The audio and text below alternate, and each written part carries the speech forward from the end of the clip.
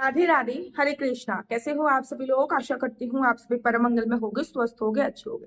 आने वाली है साल की सबसे बड़ी एकादशी, जिसको बोला जाता है निर्जला एकादशी। निर्जला एकादशी साल की सबसे बड़ी एकादशी होती है और निर्जला एकादशी का व्रत रखने से आपको साल की 24 एकादशी के व्रत रखने का फल प्राप्त हो जाता है। जब भी अधिक मास होता है तो 26 एकादशी के रखने का व्रत फल प्राप्त होता है। अगर आप कोई भी व्रत नहीं रखते हो, लेकिन निर्जला एकादशी का व्रत रख लेते हो तो आपको एकादशी के व्रत रखने का सर्वोत्तम फल प्राप्त होता है। निर्जला नाम से ही प्रतीत हो रहा है, जिसमें जल का भी उपयोग नहीं किया जाता। ये साल की सबसे बड़ी एकादशी होती है। अच्छा, बड़ी कंफ्यूजन है इस बार कि निर्जला एकादशी कब है, 6 तारीख की है या 7 तारीख की है, क्योंकि 6 तारीख को सुबह सुबह 2:20 के आसपास निर्जला एकादशी प्रारंभ हो रही है। मतलब सूर्य उदय से अगर 45 मिनट पहले या फिर 1.5 घंटा पहले, किसी किसी देखिए नारद पुराण में 45 मिनट पहले की बात लिखी है, और अगर मैं विष्णु पुराण की बात करूं तो उसमें 1.5 घंटा पहले की बात मिली है।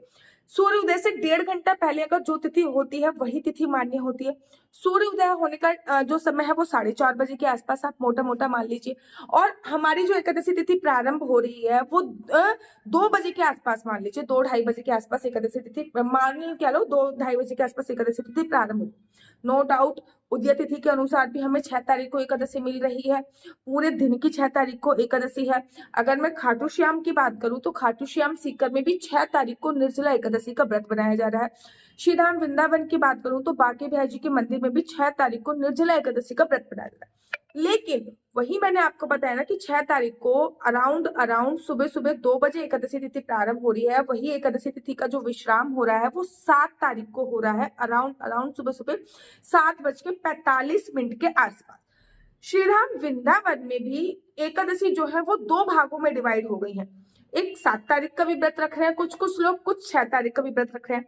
जो खाटू श्याम को मानते हैं और बांके बिहारी जी को मंदिर को मानते हैं, बांके बिहारी जी के रूल्स रेगुलेशन, खाटू श्याम के रूल्स रेगुलेशन मानते हैं, वो 6 तारीख को व्रत रख रहे हैं।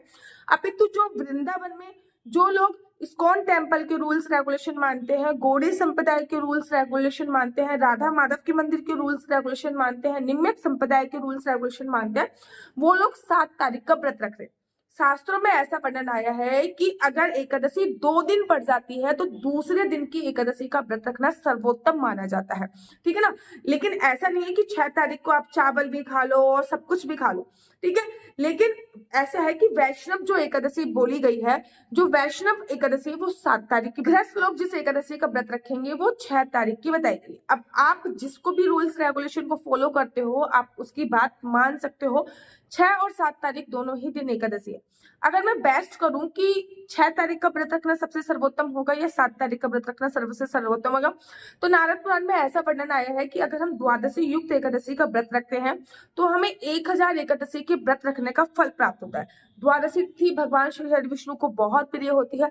द्वादशी युक्त एकादशी का व्रत रखने से हमें 1000 एकादशी के व्रत रखने का फल प्राप्त होता है। पद्म पुराण में ऐसा वर्णन आया कि जब भी एकादशी 2 दिन होती है तो दूसरे दिन वाली एकादशी का व्रत आप लोगों को जरूर और जरूर रखना चाहिए। स्कंद पुराण में ऐसा वर्णन आया है कि अगर हम 10वीं युक्त एकादशी का व्रत रखते हैं तो राक्षसों को बल प्राप्त होता है, जबकि हम द्वादशी युक्त एकादशी का व्रत रखते हैं तो देवताओं को बल प्राप्त होता है।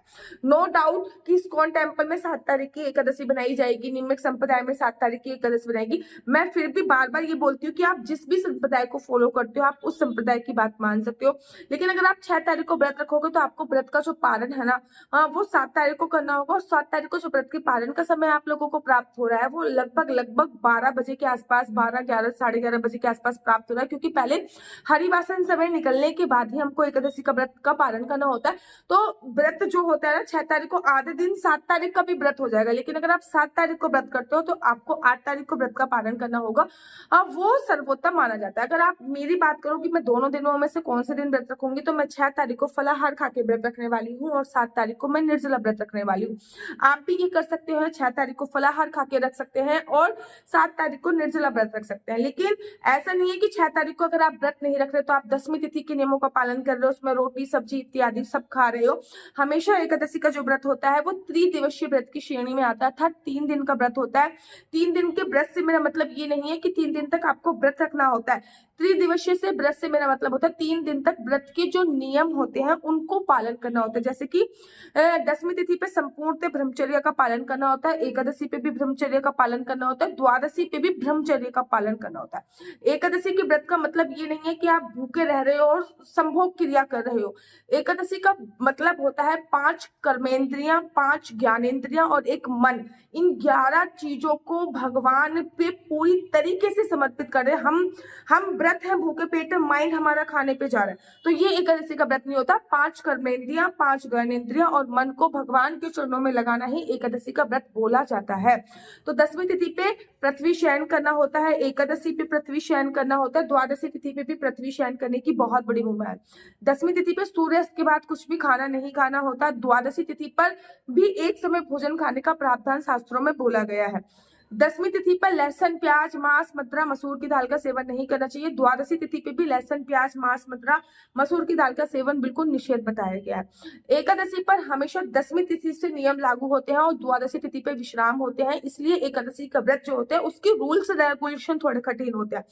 व्रत रखना बहुत आसान है, कोई भी बने। कहते हैं कि आपको एकादशी के व्रत रखने के बाद, निर्जला एकादशी का व्रत रखने के बाद अगर आपको स्वाभिमान आ गया, मेरे साथ एक मैं किसी को जानती हूँ, उन्होंने निर्जला एकादशी का व्रत रखा, भैया पूरे में फोन करके गा दिया आज हमारा निर्जला एकादशी का व्रत है, निर्जला एकादशी।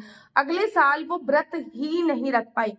अगर आप एकादशी का व्रत संपूर्ण कर रहे हो तो आपको भगवान से हाथ जोड़ के, निर्जला एकादशी का व्रत संपूर्ण करो तो आपको भगवान से हाथ जोड़ के प्रार्थना करनी चाहिए, भगवान आपकी कृपा से, गुरुजनों के आशीर्वाद से मैंने ये व्रत संपूर्ण किया है, क्योंकि हमारी तो एक सांस लेने तक की भी औकात नहीं है।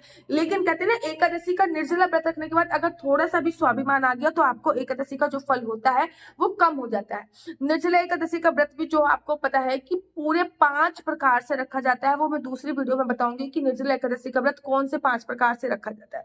अब आप मुझे बताइए कि आप निर्जला एकादशी का व्रत खाटू श्याम या फिर बांके बिहारी जी की तर्ज पे रख रहे हैं या फिर इस्कॉन टेम्पल और निम्नलिखित संप्रदाय के तर्ज पे रख रहे हैं।